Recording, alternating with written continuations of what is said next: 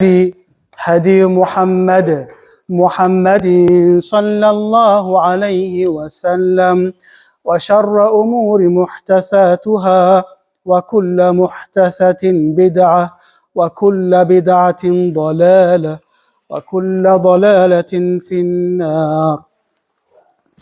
إخوة الكرام، قصتنا هذا اليوم نحن البشر مع عدونا وعدو الله إبليس بينها الله عز وجل منذ اللحظات الأولى التي خلق الله فيها أبانا آدم عليه السلام، وبين لنا صلى الله عليه وسلم تفاصيل هذه القصة وبدايتها في الأزل الأول حينما عزم عدونا إبليس على عداوة هذا المخلوق الذي كرمه الله بأن يسجد له الملائكة، لكن إبليس حمله الحسد واستكبار على أن يعلن العداوة لهذا النبي الكريم المخلوق الجديد أبينا عليه الصلاة والسلام. وقد جاء في خبر أنه أطاف حوله وروى أنه أجوف فقال: لئن سلط علي لأعصينه ولئن سلط عليه لأغوينه. My respected brothers and sisters, you'll realize that the number one enemy that Allah Azza wa Jal has declared openly is something that always stays within us and it creeps within us. It's always there. You like it or not, it never takes no rest whilst we take rest. This adu, this enemy that we have, please at the back, please stop talking, whoever's at the back talking, barakallahu fikum. This thing, this makhluk, will always gonna go forward and back with his cage, with his plots and plans. And that's the very reason why Allah Azza wa Jal, He mentions in many verses of Quran al-Kareem, just to let me and you know, that if there is anyone who will come in front of you, to lead you towards Jannah, it's going to be this Shaitan. It's going to be this Shaitan. Brothers and sisters, this argument that's taken place in a very great mashhad, in a very great arena when Adam alayhi salam was created. When he was created, my brothers, he stood very firmly. He was tall, he was handsome, and from the rib of alayhi salatu wassalam was created Hawa alayhi salam. He was strong, he was well built. He was made from different types of clay. And then Iblis looked at him. Straight away he started going around him. And then he made this argument. After Allah Azza wa Jalla said, Usjudu lima khalaqtu biyadai, prostrate to the one that I have created with my own hands. Now how the hands of Allah looks like we yet don't know. But we know the hand exists. How he laughs, we yet don't know, but we know he laughs. His shin, his body, his shin, his body limbs, yet we don't know, but yet we know it exists. This kayfiyah, this howness is majhul, is still not known among us, but we know very firmly it's there. My brothers and sisters, when he was told to him that prostrate, what did he say? He looked at the specification of Adam alayhi salam. Then he said, am I going to prostrate to the person that was being created by fire? Was I was created with clay and I was created with fire. Fire, it burns. It's an ajib specification. Without the fire, the world not going to move on. And he was proud and arrogant. And then he said, he made a promise. My brothers, he walked away. Then he turned back, continuing his argument, continuing his khusumat, his argument with Allah Azza wa Jal. Then he said, I will come in front of him, from the back, from the right, from the left. We never can forget this story, my brothers and sisters. The reason being is because how many people have been deluded today because validating the thoughts and validating the opinion of Iblis and the Shaitan. How many of us have we seen? They have come to the Siratul Mustaqim, they have come to the straight path, whether it be rich or poor, someone with money or with not money, someone of knowledge, but yet became jahil later on, someone of position, but yet lost everything. Shame came upon them because of them following the footsteps of the shaitan. How many? We know so many. How many are being deleted today by following and losing their shame in social media?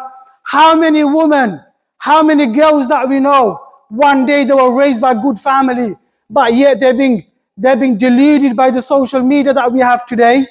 How many do we know that dancing around in social media platform? This young girl, this young man, and this young man being raised up with haya, with sharam, with all types of good quality. Today he dances in front of those social media.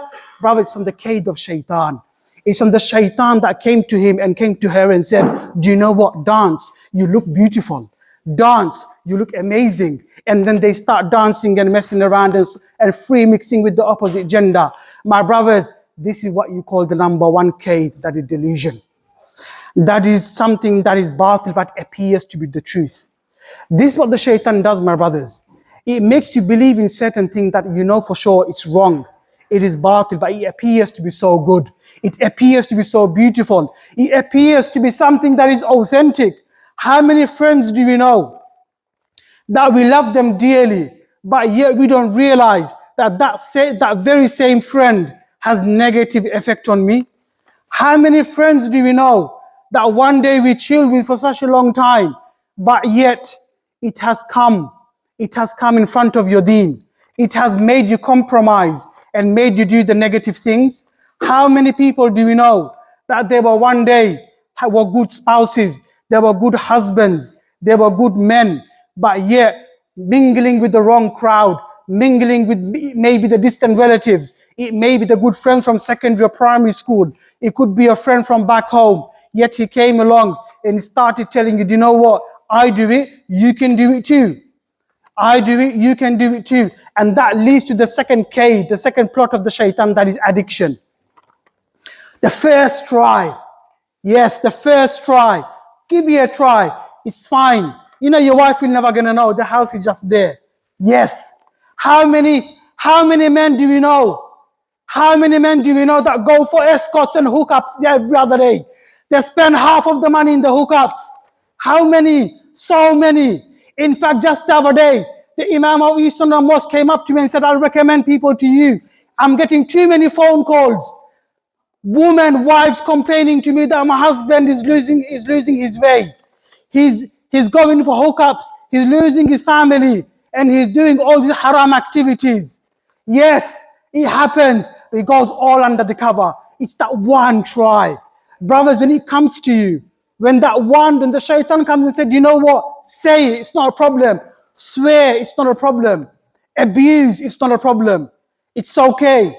And then you start believing in your thoughts. You start believing in that wiswas that the shaitan is giving you. My brothers, the famous poem that the Sha'ir has said, الناس شتى إذا ما أنت ذقتهم لا يستوون كما لا يستوي الشجر هذا له ثمر حلو إذا مزقتهم وهذا ليس ثمر ولا طعم.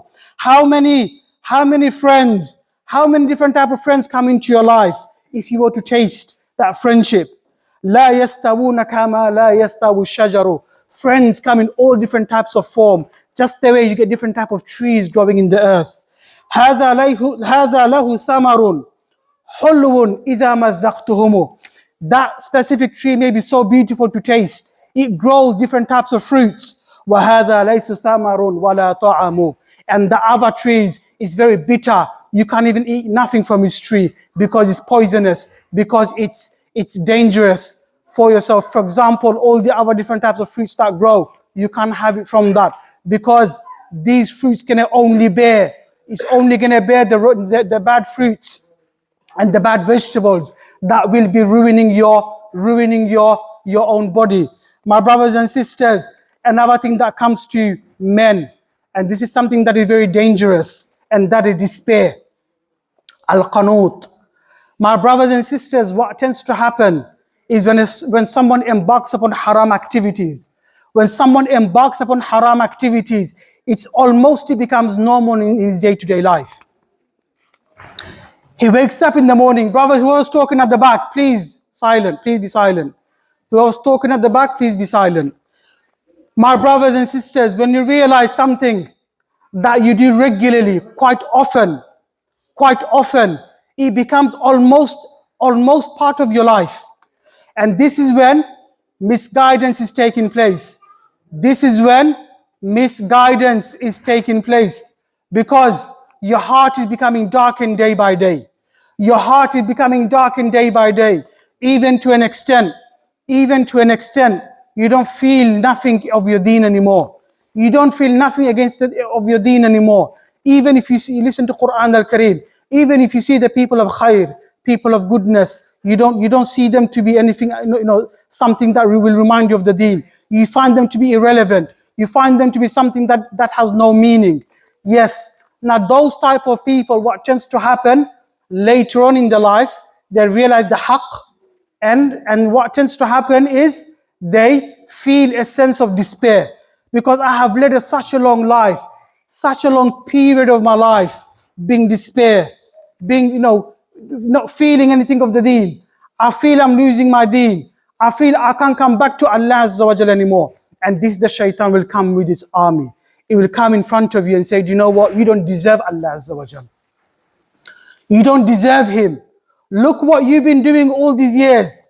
Look what you've been up to all these years. You have committed this haram. Now the shaitan will remind you about the haram activities going on at this specific moment. He will tell you that you done this. You earned haram. You fed your children with haram money. You done free mixing with such and such a lady. You abused this person. You took the rights of that such an individual. And then what happened? You start becoming despair. Now this despair, my brothers and sisters, is one of the reasons why it will affect on your self-esteem, and slowly it will affect on the confidence. And then later on in your life, the thought will come along, is that, you know what? I don't deserve to be living in this world anymore. And this is where the shaitan going to take you another step forward, and that is suicide. Yes, suicide. Today you go to the NHS and speak with some of the psychologists, and they will tell you that 60% of the people, especially in the Arab world, 60% of the people, they are saying that I don't want to live anymore. I don't want to live in this dunya anymore. I'm fed up of life. I'm fed up of life. Suicide comes along. And then what happens? What happens is some of the individuals, they go to the bathroom, they want to drink the domestos. They want to drink the domestos. Some of them, they get the knife, they go to the bathroom, they sit in the bath and they start cutting their wrists. They start cutting their wrists. Yes, suicide. And then later on, now this is something, subhanallah, was not known about 20, 30 years ago. 25, 30 years ago, it wasn't much known in the Muslim world or the West where Muslims are living for them to commit suicide. But it's a very new phenomena that is coming along. We live with Iman. We live with Iman and Ihsan. We feel Allah Azza wa Jal.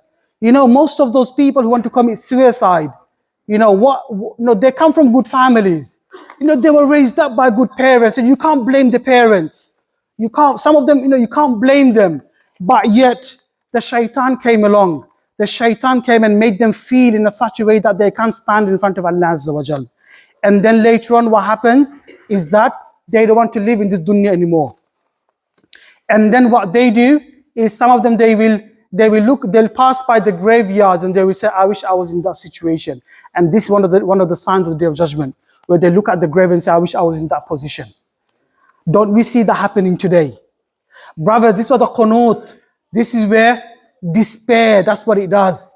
My brothers and sisters, be really careful who your daughters, your nieces and nephews are, what they're watching.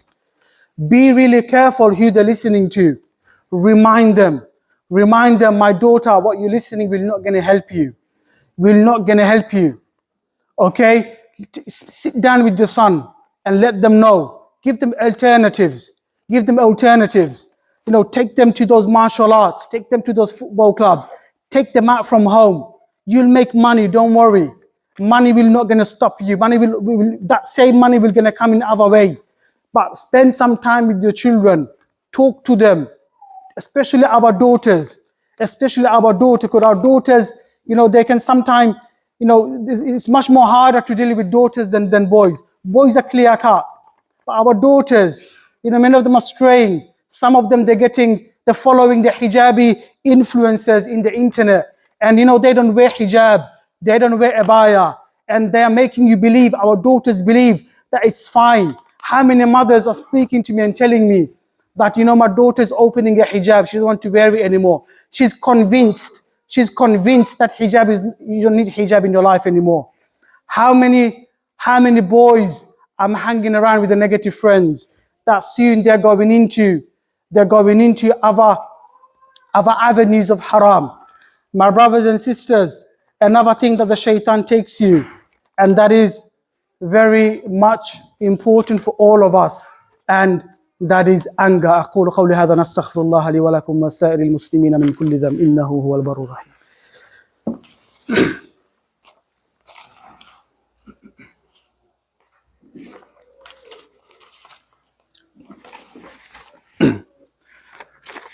إن الحمد لله نحمده ونستعينه ونستغفره ونعوذ بالله من شرور أنفسنا ومن سيئات أعمالنا من يهده الله فهو المهتدي ومن يضلله فلا هادي له ونشهد أن لا إله إلا الله ونشهد أن محمدا عبده ورسوله. The shaitan will come in different ways, in different form. He will attack you in the most weakest of area when you least expect it. And this is the mindset of battlefield. It's a different kind of zone that you will fight with your nafs, with your inner self, with the psychology, with your mind. It will come to you at such a time when you least expect it. It will attack men in the area with the most weakest in, and that is the area of shahwa. The area of shahwa, the shaitan going to tap on it regularly. And I call it the 𝒘𝒊𝒉. It will attack, they will come back again, move away. It will attack and they will come back again. It will retreat. It will fight you, it will retreat. It will come back again, it will retreat. Until it leads you towards haram. How many men do you know? They got misguided by women. A lot. So many. Now they are also to be blamed. They are also to be blamed because why are you delaying marriage for? Why are you delaying marriage for? So, I can't find a lady. Have you tried? Have you gone out your way? Have you spoken to the right people? Have you gone into those halal or the trustworthy sites to actually find out a good spouse? Because some of the sisters, they live in rural areas. They don't have access the way you have access to. They say, I can't find anyone. It's too difficult. I've got too much haya. I've got too much, sharam. So, well, if that's the case, then where's the sharam gone when you were linking that girl then? Where's the haya gone then? So our marriage is too difficult, the mahar is too high. They start making all these excuses. The shaitan will come in the form of shahwa. It will attack you constantly. The another one that will come to you, and that many of us men that we suffer from, is anger. Yes. It will come to you and it will show you anger. Now, anger is a natural emotion, by the way. It's a human given need. It's something that we all have. Okay? Being angry in haram activity that is going on is fine. When you see this haram activity going on at home, you're allowed to be angry to an extent, to show your animosity towards that action that is taking place. But with hikmah. But when you start becoming angry in every circumstance that you fall into, this is where the trouble comes along. This is when your words become a venom. This is when your words become poison. Brothers and sisters, how many marriages have been broken because of anger problem? How many good men? Now this thing, my brother, doesn't recognize if you're pious or non-pious. This anger problem that you have, this anger management that you deal with, it doesn't recognize if you're good or bad. It will come to you. The shaitan will enwrap you with this rage of emotion. It will make you angry. It will make you say things to your own mother, the very mother that bore you, that took care of you. You will say things to your mother.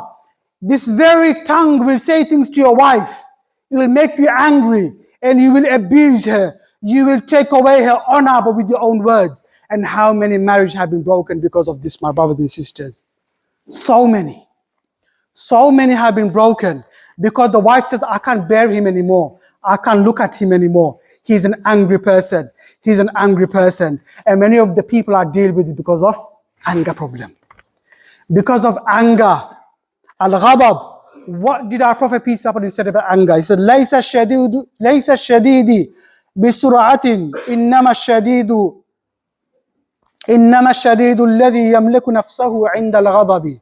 He said, the strong person is not the one who is a wrestler. He wrestles and put you down in the floor. He is not the strong person.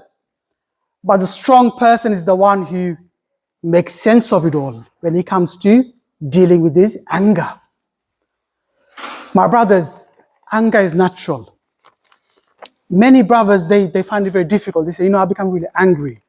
They say to me, you know what, akhi, you know what, Ustad, I become really angry. I don't know why. I don't want to be angry anymore. But I become angry. I say, Ya Habibi, it's okay. It's okay. But you know what? You need to deal with the anger issue. You need to go through anger management. You need to learn your breathing techniques. When you're angry, what do you do there? Are you going to throw venom at your wife? Are you going to throw venom at your children? Are you going to throw venom at your mother or your father? No. You take a step back. Imam Ibn Malik rahimahullah, the great Imam of the Ummah, the great Imam of the world, what did he say? He said, I was married for many, many years, over 40 years, and I never argued with my wife. Each time I became angry, I stopped myself and I went to my other room. I walked away. That's what you call saddu dhariya. You cut the roots from it. You cut the path to leading towards the end. And this is what he used to do. You walk away. Secondly, one of the way of dealing with anger is go and make wudu straight away. Go and make wudu, because your body is boiling now. Put some water in it. وَامْسَحُوا بِوُجُوهِكُمْ بِرُؤُوسِكُمْ وَأَرْجُلَكُمْ إِلَى الْكَعْبَيْنِ. Wash your feet. Everything links back to the brain. Wash your limbs, your face. If you're standing, sit down. If you're standing, sit down and breathe. Take deep breath. 5-second breath in and out. If you're sitting and arguing, lie down. Lie down and think it through why you're angry. Brothers, it always works. Billahi alayk. It always works. If you're really angry, more angry than ever, take a pen and paper and write it down. Why am I angry for? Do I have to be angry? Or is it exaggerated? Is it exaggerated? Because 90% of the time it's exaggerated. It's not real. It's not real. It's exaggerated. It's blown up to a bigger picture. Brothers and sisters, anger is something that we all need to control. We all need to control. And this is something that we all have. I have it. I'm already angry. I have it. However, the smart person is the one who controls it. That's the smart person. He controls when he realizes that there's road rage going on. There's someone following you and swearing at you. Swearing at you. Rather than swearing at him, say to him, Ya Ibn al-Karim, rather than Ibn al-Fulan. Say something good. Rather than son of a, say son of a good man. Change it. Don't say that word. Don't swear. It becomes backbiting. He will catch you in the day of judgment. Another thing happens, my brothers, that the shaitan comes to you, and it will come to you regularly, and in every day and age it changes. And that is changing the creation of Allah. Changing the creation of Allah. This is where the shaitan comes and says, it's fine for you to do plastic surgery. Because that's a very new phenomena. It's becoming more pushed for the past 5 years, and they're shoving it down our throat. Let's come back to reality. Every single morning your wife is dropping your kids off, your niece off and nephew off. When you bring them home, Look at open up the books, open up the bag, see what they're teaching you. Don't just say, don't just say hi, hello to the teacher, and then, very happy my child went to school, is doing very well, writing and reading. No. Open up and make them relearn again. Brothers, make them relearn again, because they have the ability to do so. And the main learning starts from home. The main learning starts from home. A lot has been said, but the plots and the plan of the Shaitan never ends. I just mentioned a few. May Allah give us the tawfiq to act upon what I've said. A lot has been said, but I couldn't give justice to these plots and the plan of the devil that has set, and he has made promise to mislead every one of us. صلوا على بشير النذير يا أيها الذين آمنوا صلوا عليه وسلموا تسليما اللهم إنا نسألك بأن لك الحمد لا إله إلا أنت المنان بديع السماوات والأرض ذا الجلال والإكرام اللهم باعد بيننا وبين الخطايانا كما باعدت بين المشرق والمغرب اللهم نقنا من خطايانا كما ينقى الثوب الأبيض من الدنس اللهم اغسلنا من خطايانا بالثلج والماء والبرد اللهم اغفر لنا ذنوبنا وكفر عنا سيئاتنا وتوفنا مع الأبرار يا مقلب القلوب والأبصار ثبت قلوبنا على دينك يا مصرف القلوب صرف قلوبنا إلى طاعتك يا أرحم الراحمين إن الله يأمر بالعدل والإحسان وإيتاء ذي القربى وينهى عن الفحشاء والمنكر والبغي